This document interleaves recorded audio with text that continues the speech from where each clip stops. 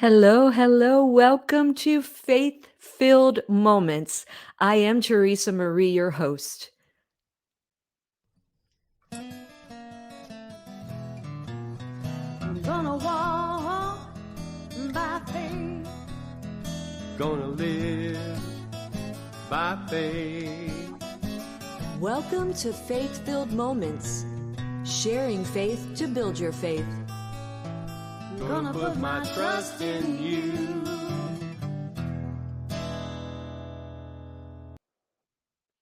Well, hello again. Salutations to all. Welcome to Faith Filled Moments. I am Teresa Marie, your host, and you are listening to Faith Filled Moments, which is a new weekly broadcast. It will air live on a local radio program, a podcast, and we do go live on social media. So share this new broadcast.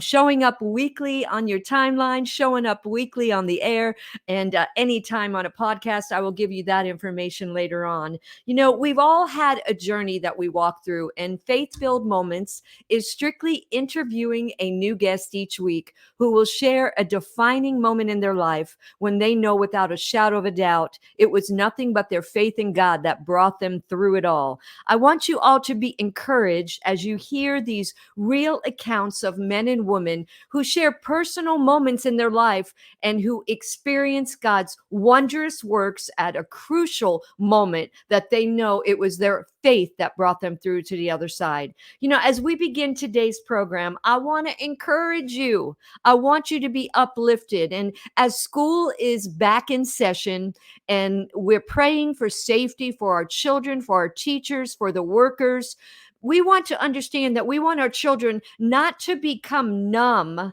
or complacent to the events that they have all witnessed, unfortunately, in the recent years. But we want to pray our children will be full of compassion and be a difference maker.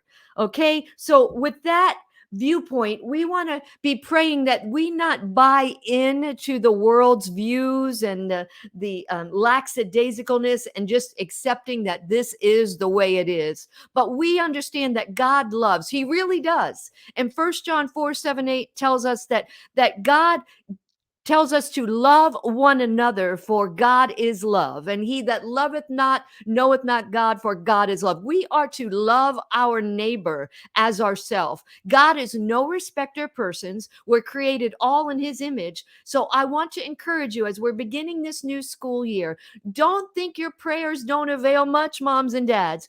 Don't buy in to the mindsets and the media reports, but let us believe that this generation is going to rise up and declare God's love adamantly, unconditionally, and desires all that they would come to Jesus. So, with that being said, as I begin this new broadcast, I get the privilege to welcome to the program Mr. Dan Snodgrass. Good morning, Dan. Good morning. How you doing? I'm doing well. How are you? Can't complain. Can't complain. Can't Come on complain. I'm now. awake. Got my coffee. I'm awake. There you go. A hot cup of coffee and breath in your lungs. What more can we ask for, right? Listen, Yeah. your background, Dan, is you were born in Fayetteville, North Carolina. Shout out to the Tar Heels right there.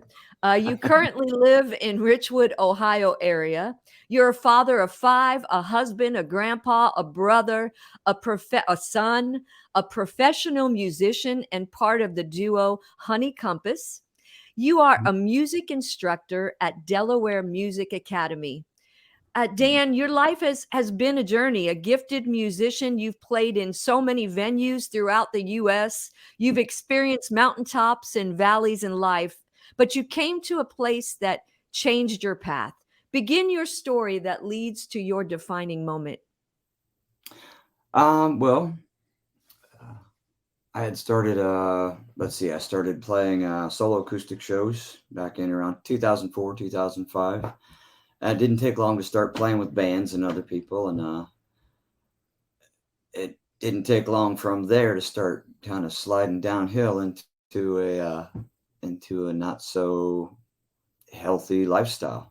Uh, and I know there are a lot of musicians out there. My story isn't too unique because I talk to a lot of people who are musicians, and they're like, "Yep, me too." There are a lot of people who have made it out of that. But I was talking to a good friend of mine who made it out of some serious addictions, and uh, I told him, hey, we made it out, and he said, well, that's great. Not everybody does. It's pretty sad.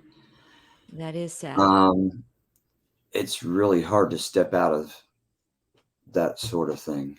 Uh, I was happy, I was being blessed in the bad place that I was because, he'll do that. The devil will bless you there to keep you there. You know what I mean? Make you feel like you're Well, it's pleasurable for a season, right? Everything right, looks good. pleasurable. You feel popular. You feel loved. Um, but the lifestyle that I was in just wasn't good for me, and it wasn't good for the people that I loved around me. Um, so I decided that I was gonna straighten my act up, and in order to do that, I had to quit a band that I loved playing with. Great musicians. I had a blast with them. I had fun with them. Um, just playing the music was wonderful, but everything that came with it, between singing songs that didn't make me feel good about myself and doing things that didn't make me feel good about myself, uh, I just had to go. And that, of course, doesn't make everybody happy. You got some people who say, "Oh, you think you're better than us, or you think that we're not any good." Right, right. And that's just not the case. It was about me. It was for me, and it was for my family. And what was good for you, right? What was gonna take you out of that dark place. Right, right. And it's probably the reason that I'm alive and have a driver's license and I'm not in prison. And no. Let's get real with it all, right? Yeah, because I was headed there eventually. It's law of numbers. You can only get away with things so many times. Um, I did have a couple of friends when I spoke to them and I told them, hey, I'm not going to be coming around here eventually. They told me, yeah, I get it. And they let me know that they really love me and care about me. So I had to leave behind a lot of friends that I loved and cared for, and that's just And something you talk have when you step elaborate a little on the bit on dream. that, Dan, in, leaving behind some friends that you said you loved and you cared for them, but the relationship, impacted your life negatively, even though you loved and cared for them. Yeah, because we were partners in crime, not literally, but you know, Right. they were. You know, it was sex, drugs, rock and roll. Come on. Not good for you. None of them. Right. Uh, I've always told our kids, too much of anything is bad. I don't care if it's water; it's just bad. Too much of anything. So what began to draw you away? Was it just your discomfort of where it seemed to be progressing from what I hear you saying? It was progressing and, the outcome wasn't as pleasurable anymore. It Um, was about and it was about how I felt about myself and how I very good. felt the next morning when I went to teach kids music. When I had started attending church and playing there, playing some guitar, and when you're standing up with the worship team and dealing with the hangover, it doesn't feel very good. Right. Right. Worrying about if you smell like alcohol around your students and their parents, it's not good. Uh, just all around, I'd gone through I got an OVI, a few years before that, and I dealt with that. And that was the most trouble I got in, thankfully. Um, Nothing but the grace of God, right? I mean, yeah, when we yeah, think about possibly how many times we were inebriated behind the wheel, right? yeah, Um, and thank God we made it home safely and we didn't impact anyone else's life, right? yeah. So you're in this, in between spot. You're feeling the draw to walk away from that. It wasn't easy though, was it? No, no, because of all the judgment that you get, and there's also a lot of fear because you feel like you're in a very successful place and you're going to step away from it. And it's music, it's what you love doing, Right. and it might not be music, it might be something else. It might be, I don't know, it could be anything. Um, I felt good about the music. I felt good about the attention. Stepping away from it was pretty scary because you tend to feel like it's going to be over. And so you have to find other things to do, and yet the scary thing is having faith that God's going to provide that. And I mean that crosses over to whatever job you've got. If you have to leave it, and you have to have faith that God's going to provide, That's yeah, right. that can be a very scary place. So in leaving it, and you're speaking to an audience, and maybe they're struggling with with things in their life that they really feel that God is drawing them and wants them to come out from that. Now, this is in your life, and you're a very humble man, but you're very gifted and talented. You are both gifted and talented in music and instruments Thanks. and voice and all of that. And again, you made a good living and being part of bands and even a independent artist and doors opened, but you had to start making those tough decisions and walking away from that, and something not only that you were gifted and talented but you loved. I mean, it was pretty much, I would say, all you knew, right, was music. How long have you been playing instruments, and how long is music? I started playing when I was 13, and I'm former fiddler right now. Um, I'm 47 now. I started writing and recording music around 15, 16. I knew I wanted to do it seriously pretty pretty much right Right. out of the gate. That's all I wanted to do. I didn't start playing professionally till about 18 years ago, and yeah, it was great, but like I said, it wasn't. And not everybody deals with the same stuff that I did. A lot of people just have plenty of self control and plenty of, Right. and great. Um, let's Well, see. what tempts one person doesn't tempt another person. I mean, we're all Right. We're individuals not with a all the different same. And the personality. effects of drugs and alcohol and other things aren't the same on everybody. There's no meter. So uh, I got away from everything, and I was worried about, I was really struggling with, can I still go out and play? Or do I Right. have to quit altogether and just play in the church?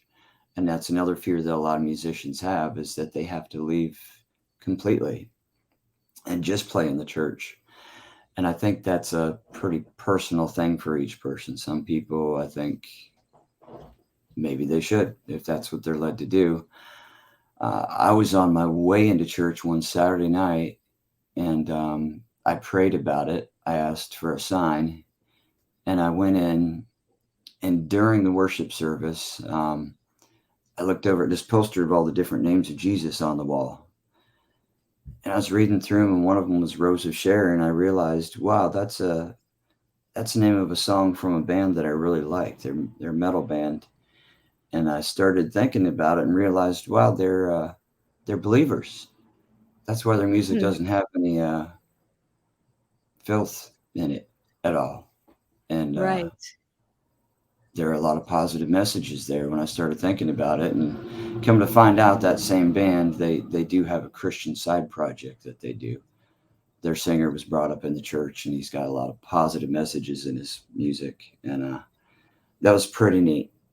So that God, really spoke to you then when you saw that, hey, yeah, there's another avenue for what I yeah, love. it told me, it was my answer to, it was literally an answer to a prayer that I had made 15 minutes before then, and I was told it's okay to still go out and play, you know.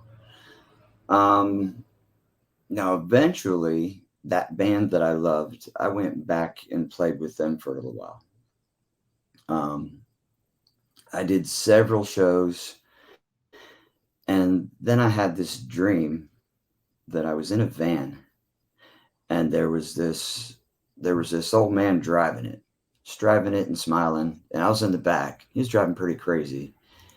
And I kept talking to him and telling him to stop or let me drive, pull over or something. He just wouldn't listen to me. Um, well, it wasn't but 2 or 3 days later. I went to play another show with that band, and they were okay with the I was okay. I was clean, sober. There was there weren't songs that were bothering me. The band agreed. You don't have to sing stuff that you're not happy with that makes you uncomfortable. And but I realized what was in the audience, what was right in front of me, and it was this guy wants to buy me a drink. That woman's looking at me. Oh, there's the drug dealer over there winking at me. Like it's Wow. all right there. And uh, you've heard the saying, "Nothing good happens after midnight." Well, it's Right. My mama true. always said that anyway. Yeah. And I realized that was that old man. That dream was about the old spirit man in me. And I actually got kind of freaked out and scared. I imagined this demon sitting behind my eyes in my head, watching, or spirit, watching over what was going on, and it was happy and appeased that I was there in the midst of it, and that really Hmm. kind of scared me and went, "Wow, this is something I need to stay away from." And what it is the late night party crowd. And even though I wasn't partaking, I eventually probably would have dabbled and gone right back into it progressively, little by little. Right. Right. So I ended up leaving that. And you know what? I play, wow, this month we had 14 shows. Last month we had 14 shows. This week I'm playing 15 hours total of music after Hmm. today. Um, we're playing plenty. I don't need those late night shows. We're making better Right. money. We have plenty of shows. You can step out of that late night party crowd and still make a good living as a musician. Um, Absolutely. And your shows, Honey Compass is the name of their duo. At times you do have even a full band, but your shows are family friendly too. Um, you go to places that serve food, and yep. uh, you wouldn't be embarrassed to have your children there sitting outside in Right. the summer months, and they're fun, and you even have kids come up and sing with you guys sometimes. Yeah, that's a lot of fun. And I'm sure not everybody agrees with what we do, but that's okay. I don't agree with what everybody else does either. So we we haven't felt led to stop what we're doing. When we get a check in our spirit about a song, we get rid of it. We're asked to play songs all the time that we don't want to do, and we don't because Right. you just How can't. is that received when you get a request and you decline? I usually just tell them I don't know it. We don't know it. Yeah. Um, there have been a couple times when I told somebody, "No, we don't do that because it's a terrible song. It's filthy. Right. It's not." Very good. But most Well, people, that's strong and let people off courageous for you the to stand on your beliefs. So back to coming out of the of that, I want to call it darkness. Mhm.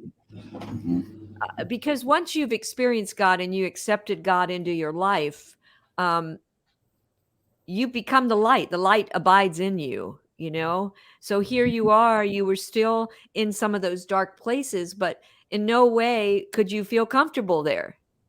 Would you Right. agree? Yeah. It's kinda like a square peg in a round hole, right? Yeah. So Yeah. God led you out, and your mind began being transformed and renewed is what was happening. You were seeing things spiritually, you were having dreams and visions, right? Yeah. That confirmed how you were feeling, Yeah. and so God has taken you out of that. I know, one of your life scriptures is Ephesians 4 and 22 and 24 is that you put off your old man, which is corrupt according to the deceitful lust, and put on the new man, which after God is created in righteousness and holiness. Um, And expounding upon that, Dan, what would you tell our listeners who are struggling with some lifestyles? I tell you what, we opened up the program and I talked a little bit about school starting, and I really want to encourage the listeners to be praying for your children. You raise your children up in the fear and the admonition of the Lord, and the word says it won't depart from them. But they're not going to be comfortable. They're going to make some dark decisions in life, right? We all have, but you won't be comfortable staying there. So we know that prayers avail much. What would you tell our listeners to encourage them that they can make those decisions that seem hard because you're surrendering it all to God, but the Mhm. outcome far outweighs, right? The benefits are out of this Yeah. world. Yeah. Um, don't let the idea of letting go of certain things scare you away. Um, it is scary. It's big life change. But on the other side of it, things are better. There's more out there. There are better things out there. It's just you just have to be brave enough to step away. And sometimes that uh, takes someone to hold your hand and help you along and pull you through it. And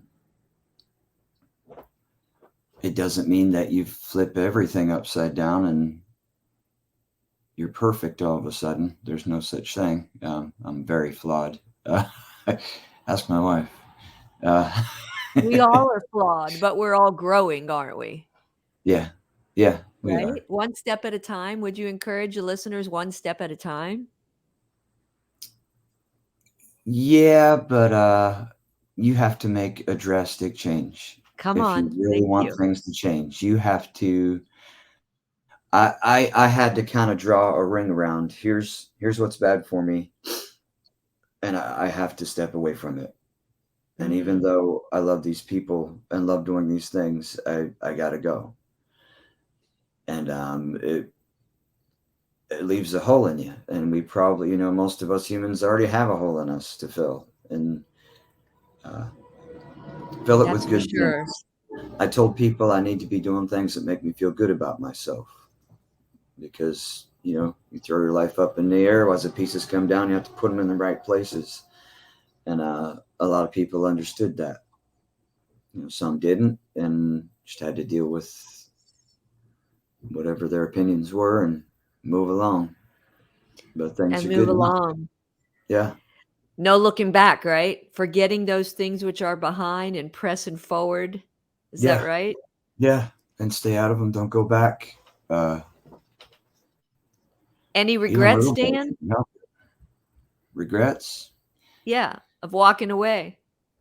No, no, not really. And I've always considered regrets not good, because that doesn't mean that everything I've been through makes me who I am today and There you go. like myself. So regrets mean I just don't like myself. That's the way I've kind of seen it. And, we're all human. We have regrets, of course, but no regrets about leaving that lifestyle at all. There you No. go. If there are any It's regrets, is it a it's good what I did with feeling? that. Is it a good feeling to wake up and not feel the aftermath? We'll Yeah. make it sound nice.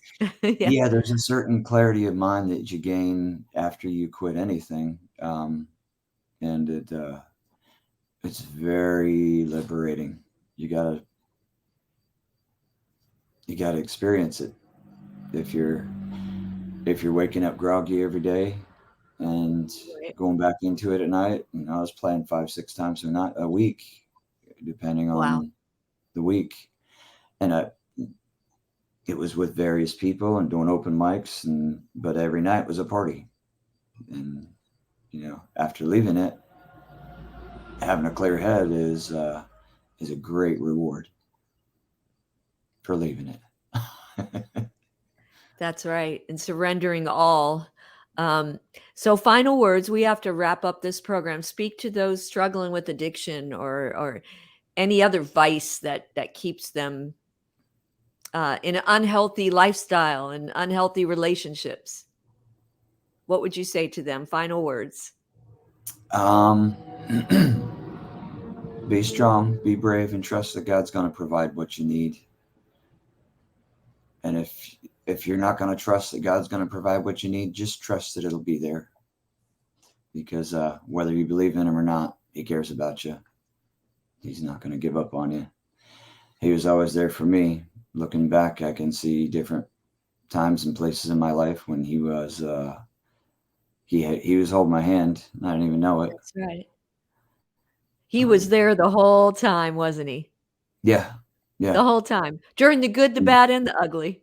Yeah. So And you have to listen, and you have to pay attention for when he speaks to you, because I don't know about everybody else, but for me, I don't hear a rumbling voice in my head, or anything crazy. It's I'll start seeing the number 1157. That's happened to me a couple times. I'll start seeing it all day. There it is on the clock. There it is. It came up. It's popped up on my computer. Oh, there it is. It's the channel on the TV.